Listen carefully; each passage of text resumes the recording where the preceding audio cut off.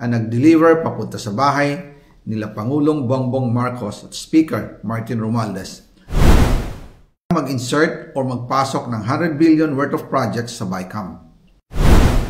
Sana po ay hindi nila ako mapatay bago ko mailabas ang lahat. Ginawa ko lang ang utos sa akin, pero ngayon, handa na akong harapin ang lahat. Ginagamit ng administrasyon ang buong resources ng bansa para tumahimik ako.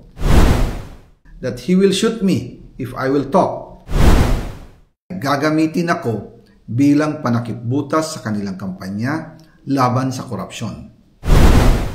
Hindi na ako mananahimik, ilalabas ko ang lahat ng katotohanan.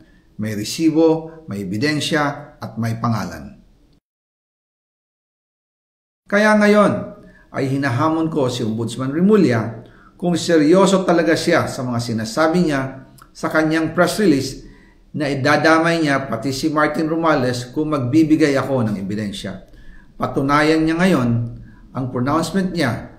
Imbestigahan niya ang fraternity Brad at ang kanyang kaibigan na si Speaker Martin Romualdez kung talagang tutupad siya sa tungkulin niya. Imbestigahan din niya si President Bongbong Marcos.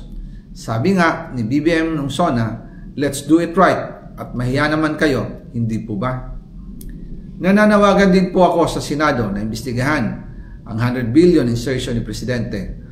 Alam ko po na hindi gagawin ni Ombudsman Remulla ang hamon ko. Pero magaling ang Senado sa investigasyon at ako ay naniniwala na dahil sa kanila, lalabas ang katotohanan. Yung pong listahan ng mga projects, ilalabas ko din kasama ng video na ito. Dahil dito, mas lalong darami ang ipafile na kaso sa akin. Ginagamit ng administrasyon ang buong resources ng bansa para tumahimik ako, para masira ang aking kredibilidad. Darami din ang banta sa buhay ko at ng aking pamilya. March 2025 pa lang, si Speaker ay nagpaparinig na sa akin sa aming meeting that he will shoot me if I will talk.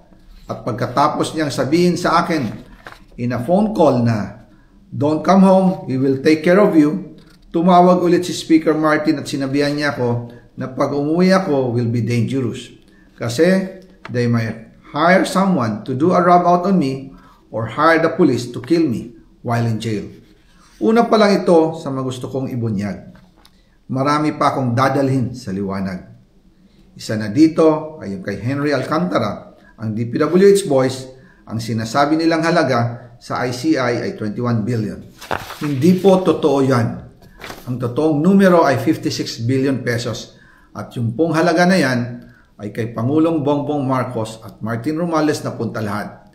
Ilalabas ko po ang buong detalye sa darating na mga araw. Kaunting pasensya pa po. Sana po ay hindi nila ako mapatay bago ko mailabas ang lahat. Sa inyong lahat sa Pilipinas, lalong-lalo na sa aking pamilya, taos-puso akong humihingi ng paumanhin. Ginawa ko lang ang utos sa akin, pero ngayon, handa na akong harapin ang lahat. Uulitin ko po, yung pong pera, wala pong napunta sa akin. Dumaan lang po ang pera sa akin para i-deliver kay Speaker Martin Romualdez at Pangulong Marcos. Salamat sa inyong pag-unawa.